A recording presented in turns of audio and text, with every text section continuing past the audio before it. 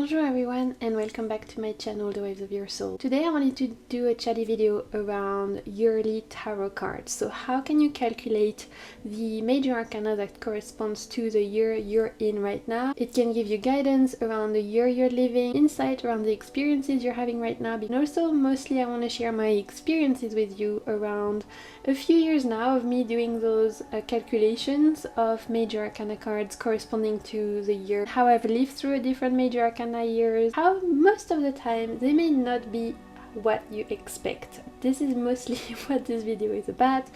Don't be fooled, the major arcanas are full of surprises and they're gonna make you think outside of the box and definitely expand your knowledge of the card. If you're interested in that, stay tuned. And if it is your first time here, I want to say a huge welcome. My name is Marine, I'm a French tarot reader and I love everything tarot, oracle and self-empowerment related. I love everything that's related to tarot decks, oracle decks, and I also love reading the cards. My readings are always meant to help you help yourself. So if you love the cards, if you love reading the cards, if you love using the cards, then make sure to subscribe. I upload every single week. At the moment I'm doing 2 uploads a week and I would love to have you. So before I get into it, I just wanted to say that I would absolutely love it if you wanted to share your experience with me, talking about a particular year, a particular major arcana card that you lived through for a year that was truly not what you expected, that fully transformed, changed and turned upside down the ideas I previously had of that major arcana. I would absolutely love it if you share that with me, so you can either leave me a comment down below. I would absolutely love to read that. And if you have a YouTube channel and you want to do a VR on that subject, then you can use the hashtag #myyearlyarcana. I hope that's not been taken before, but this is the one that I'm going to use to discuss outstanding experience we've had of major arcana as, you know, yearly experiences, how that came through for you, how that card transpired in your day-to-day life that year. You can share that through the hashtag #myyearlyarcana.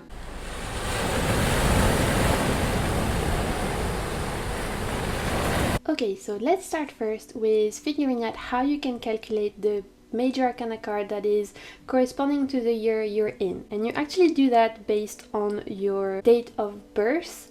And so I actually got this information with the very first person that read my tarot cards, one of my dearest friends, and she was taught this, calculating your yearly tarot card, through her mom as well. So I'm sure there's plenty of books out there that mention it. I'm just giving you the source of where I got it. I can't even tell you what my yearly card was, but I just remember that she made me do this calculation and it stayed with me, even though I now forgot what card it was, and the calculation stayed with me. I did check in with her before making this video just to say, you know, am I okay to share this on a video, and she was absolutely fine with it. And she did tell me that since she has found this being discussed in other books, etc., so it's obviously something that is fairly well known and that lots of people use. The way that you calculate your yearly birth card, for those of you who don't know, take your date of birth, so the day and the month, and you add that in to year that you're currently in. So let's say you were born the day I'm filming this, which is the 15th of October, then you would add only one number by one. So say you were born the 15th of October and we are now in 2021, you would add 1 plus 5 for 15, then you would add 1 plus 0 for October, and then you would add 2 plus 0 plus 2 plus 1, that whole calculation. And by the way, I did like literary studies, okay, math is not my forte, but we're gonna try and keep that together, is 12. So you only add number per number, you don't add like 20 plus 21, that's the way I was taught it anyway. It's literally like unit per unit. And so if you add that together, 1 plus 5 plus 1 plus 0 plus 2 plus 0 plus 2 plus 1, that will give you the number 12. And so your major arcana for the year, if you were born on the 15th of October and we're now in 2021, would be the Hangman, because the Hangman is the major arcana card that corresponds to number 12. Of course, major arcana goes from 1 to 21, and so there is the Fool, that kind of is number 0. So technically you could never have the Fool, because no matter what you're going to add, you're never going to get 0. So the way that you can still get the Fool as part of your tarot journey is that you can use it as number 22. So instead of like considering that the world card finishes at number 21, instead of using the Fool as 0, because sometimes the Fool is not even numbered, you can use it as the card 22. So if you get anything else, if you get, like, for example, anything above 22, then you would need to add those two numbers again. So if you get the total of your date of birth, month of birth, and the year you're in, if that equals to, let's say, 25, and then you would have to do 5 plus 2, and so the number would be 7. So the card that would be relevant to your year right now would be the Chariot. Hope that makes sense. There's this way is quite well known. I'm just giving you a quick debrief in case you don't know how to do this. But today I wanted to talk about previous experiences of previous major arcana cards that I have lived through, and mostly tell you how they might not be what you think, how they can kind of definitely shake your core knowledge of what you thought the cards were. So without further ado, now that you know how to calculate your cards, let's talk about my experiences. So the first card I want to talk about and share my experience with you all in terms of living through this particular major arcana is the Chariot. Now the Chariot and I have had a very tumultuous, complicated relationship. And let's start by just showing you this particular Chariot card from the Ancestral Past Tarot by Julie Kuchia-White. So the Chariot, as a lot of you may know, is a major arcana card that is linked to success, movement, determination, going forward. Nothing can stop you, this energy where you can challenge anything, nothing will stand in your way, you are just a force to be reckoned with, just like Beyonce at the Super Bowl, all eyes are on you, and you just came to slay. See what I always associated with the Chariot, this energy of passion, moving forward, willpower, determination. I mean, it's always depicted, or at least very often, as this person driving a chariot with, like, either, in this case, 2 lions, sometimes we have 2 horses. For example, in the Lightseer's Tarot, the person is trying to control 2 wild horses. The horses, there is 1 white, 1 black, potentially showing the shadow side and the light side of ourself, and trying to control our journey through channeling both impulses, wild nature, and our more tamed, lighter intellectual side. Potentially that's an interpretation. Generally speaking though, the Chariot is often linked with movement forward, and oh the irony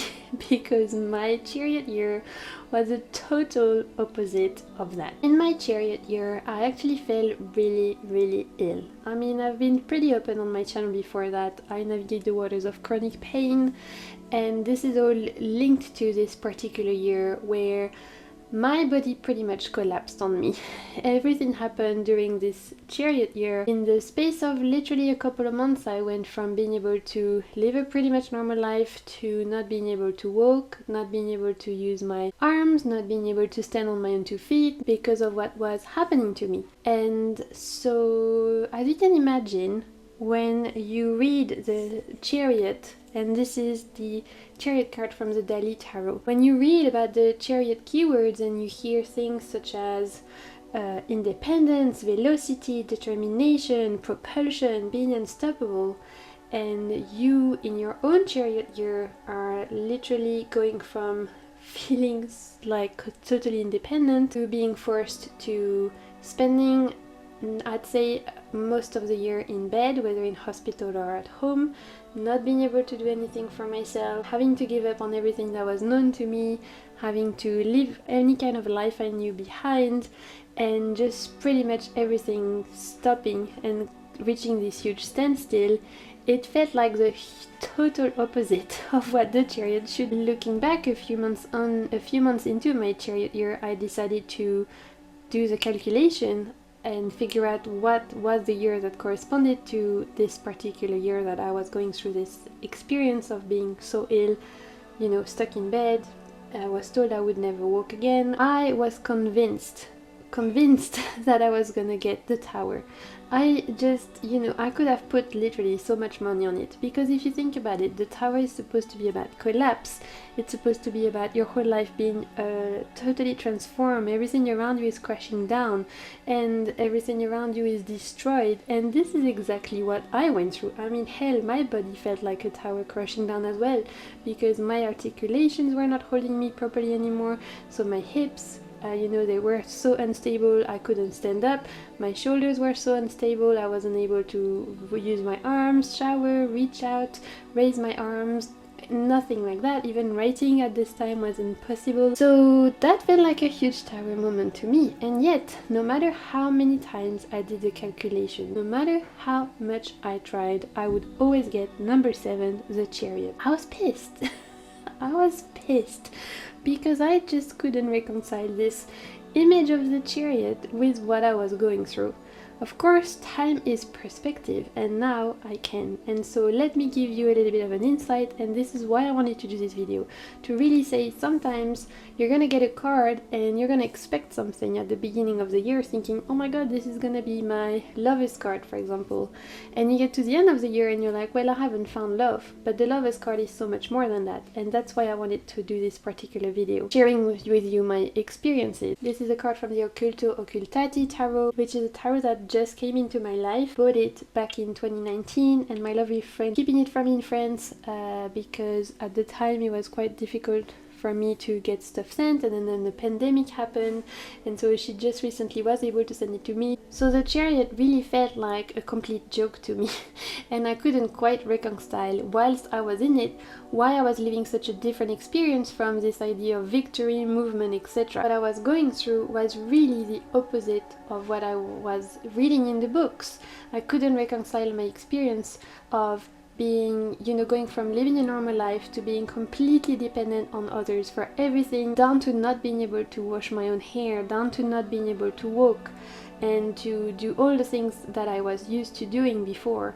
I also had to deal with the fact that at first all the doctors I was seeing didn't understand what was going on. Nobody could have explanations to me as to why suddenly my body was collapsing, as to why parts of my body that used to be so strong were suddenly so weak. And so I was faced with their talk, which was that in the face of them not understanding what I was going through, their only solution was that I'd have to get used to being in a wheelchair, that I would have to get used to assistant living, that I pretty much had to give up on the idea of having a normal life, and that the only solution they could offer me was giving me very, very strong painkillers, giving up on any kind of mobility, living in this liminal space for the rest of my life. I just couldn't reconcile with that. Didn't want that narrative for me, and I was convinced that I could, if I found the right people, get back to a more independent life, because I knew that I had it before. So if I had it before and nothing had happened, you know, in the sense of there was no mechanical problem in my spine or anything like that that was preventing me from walking again, then there was nothing in my head that could convince me that this was going to be the narrative for me. And this is how the chariot came alive for me. I spent the next months and months and months looking for the right practitioners, the right physiotherapists, the right doctors to help me. So many people just didn't even want to try and find solutions because I didn't fit in a box. This is where, for me, the chariot really came to life, because let me tell you, I left no stone unturned. I met different doctors, physios, rheumatologists, trying to find people that would actually take a bet on me, trying to find people that would try and help me get better instead of just giving up and saying you have to get used to it, without giving me any proof that there was no way I could walk again. And so that took determination, that took willpower, because even though externally I looked like I was not moving at all, and I wasn't, externally I was stuck in bed, I needed help to do the minest thing, you know, like showering, washing my hair, getting places, absolutely everything, getting up. I needed help with all of that. Internally, I was determined to win. I was determined to come through. And so this is where, for me, the chariot really came alive. And it took 9 months, but very, very late in that year, in my chariot year. And we're now looking at the tally card. Around the month of November, finally I found a group of people that were ready to help me, that were ready to take on this challenge of potentially not understanding why what I was going through was happening, but dealing with the aftermath regardless. From then on, I started my physiotherapy in this journey in recovering a more independent life. After that, I had to learn how to walk again, which took months, and learning how to use my arms again, learning how to write again, reaching for things in the cupboard. All of that, I had to train my body to do that, be able to do those things again. Now, a few years on, my life is still not back to what it was. I still have good days, I have bad days, but I can walk. I can use my 2 legs and I can get from a point A to a point B by myself. I can use my arms, as you can see.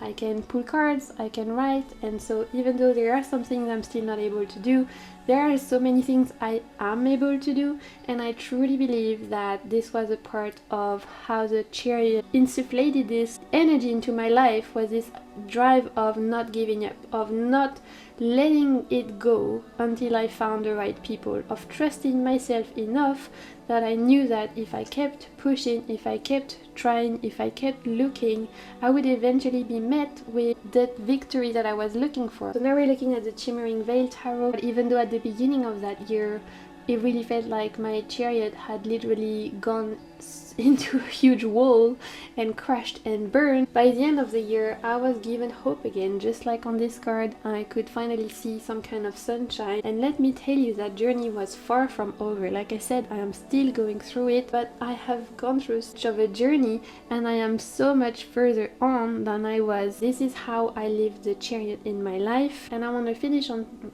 touching on the chariot experience by talking about the chariot card in the RWS. Towards the end of my chariot year, looking at the RWS card is really when it clicked from how the chariot had manifested in my life. It hadn't manifested in the way that I thought. I didn't go any places. That I didn't have this idea of like, you know, huge movement. If anything, I felt like my life had massively gone backwards. Looking at the RWS though, I finally realized that on the RWS card, the 2 animals or beings that are carrying the chariot are Sphinx. We're used to in modern decks to see the animals carrying the chariot as horses, lions, like powerful creatures. They're going so fast, they're moving so quickly, and yet in the RWS we have 2 Sphinx, and those Sphinx are not moving. They are sitting down chilling, and they do not look like they're about to go anywhere. At the time I was thinking, okay, this card I keep reading everywhere, it's about movement, pushing forward,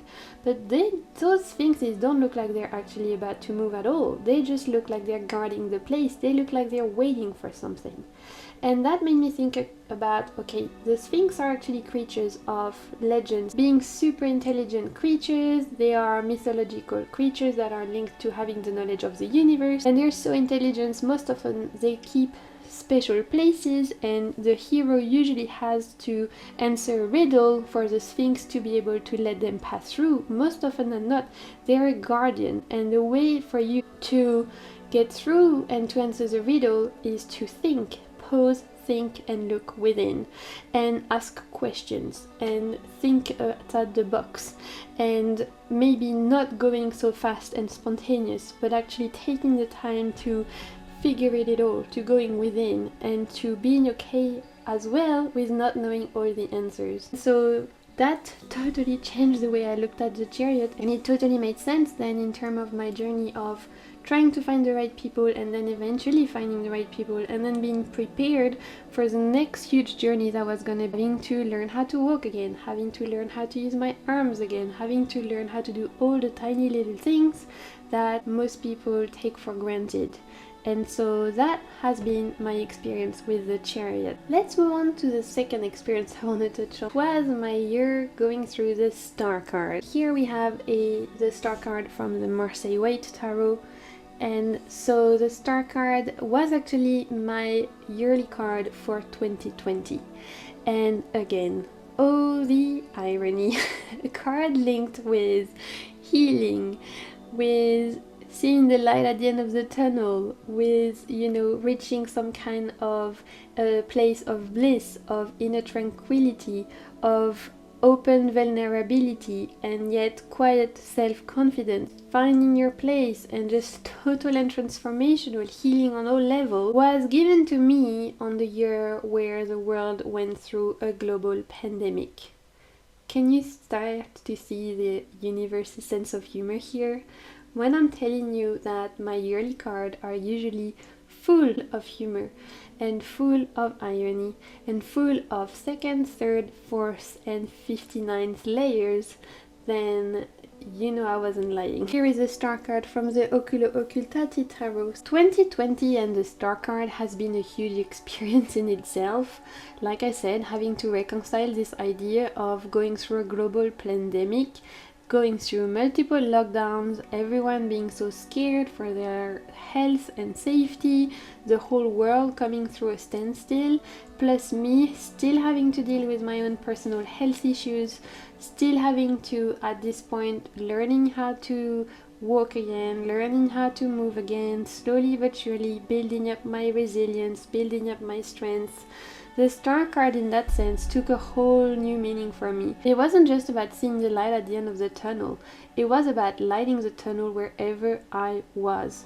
I was sick and tired at that point of waiting for this end goal, for waiting for the healing to be finally finished and for better to arrive.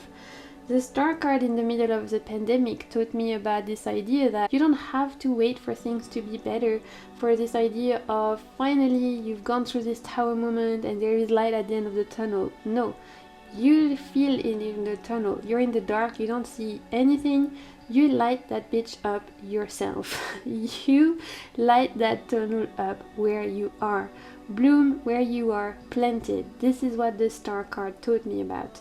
And so I really felt that managing these personal health issues as well as global pandemic, etc., allowed me to see the star card as not just this idea of personal struggles coming to an end. Healing is not linear, it's a spiral. We go through phases, and like I said, it's not a straight road to feeling better. 2020 was also the year where I really took my spirituality to a next level. Here we have the star card from the Light Seers Tarot. That year was truly an opportunity for me to, no matter what was going on outside, like no matter what or how dark the world felt outside, no matter how lost I was, no matter how confused I was dedicated to finding the light where I was. Like I said, to lighting that tunnel up where I was. Bloom where you are planted.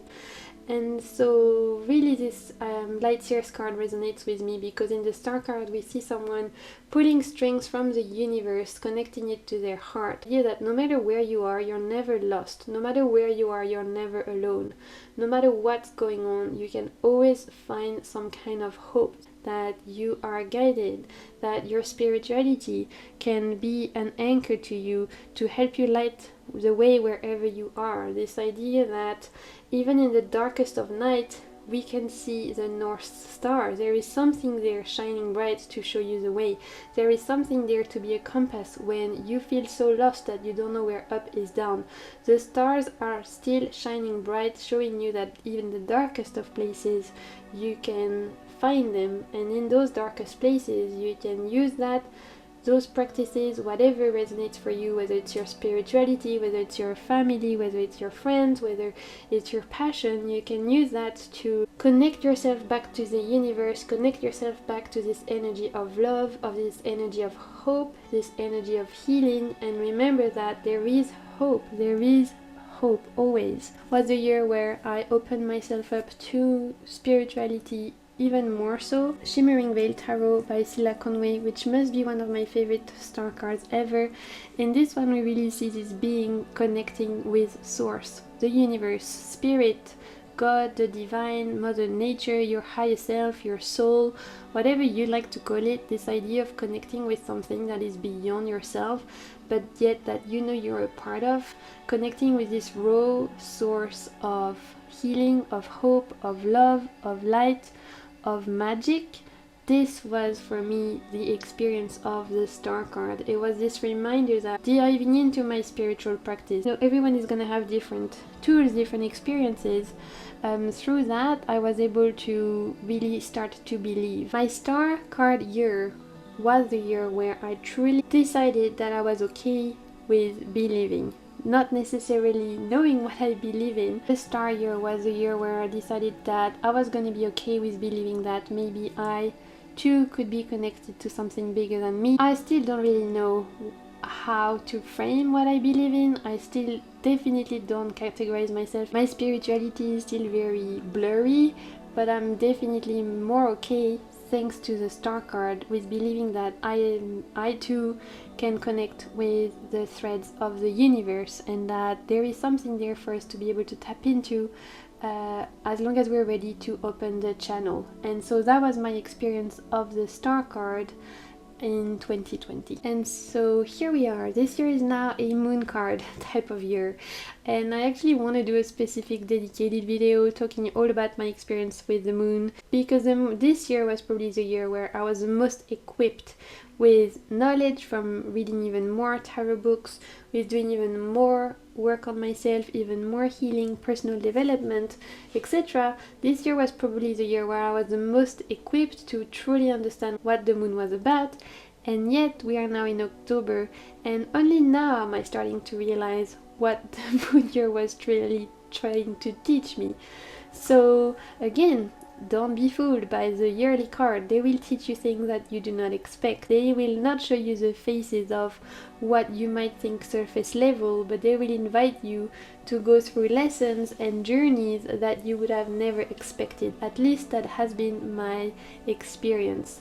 So I'm gonna do a dedicated video on the moon card. It's been a journey, let's just say it like that. I mean, 2021 has been a journey in itself, right? So the moon card definitely was an interesting journey for me to go through. Next year, for 2022, my card is gonna be the sun. I've already done the calculations, and I'm very excited, looking forward to see what it's gonna be about, because now I know to expect everything and anything. I hope that the sun is about success, that it's about celebration, that it's about everything lightening up, that it's about all of my worries and health concern being behind me, that it's about this miracle, and that I'm finally able to get naked and dance on a horse in the middle of a sunflower field. Okay, nobody wants to see that. But let's be real, that's probably not gonna be what the sun is about, and we very much all know that sometimes the sun is wonderful, but at the same time, don't forget your SPF or you will get sunburned. So now what I would love you to do is write in the comments down below your experiences, if you were to share with me how that card manifested for you. Nothing would make me happier to hear that. I think it's such an interesting subject, and I really love the idea of having tarot lived through real life, and a whole other thing to actually live through a specific card, to live through a specific arcana. And so I would totally appreciate if you were to share your experiences with me. If you have a YouTube channel and you want to do a video on the subject, I would love it if you did so. Use the hashtag #myyearlyarcana, and that will allow me to find your videos where you can share some of your experiences of some outstanding years where the major arcana card that you got through calculating them and the experience that you lived just helps you to see the card in a whole other way, and maybe where it was totally the opposite of what you were experiencing. If you have made it this far, I want to say a huge thank you. Thank you so much for hearing me blab on for this long. I really appreciate every single one of you who watches, comments, subscribes. All your kindness and support doesn't go unnoticed. I am so appreciative of every single one of you. As per usual, sending you so much good vibes. Until next time, keep navigating the waves of your soul. Bye!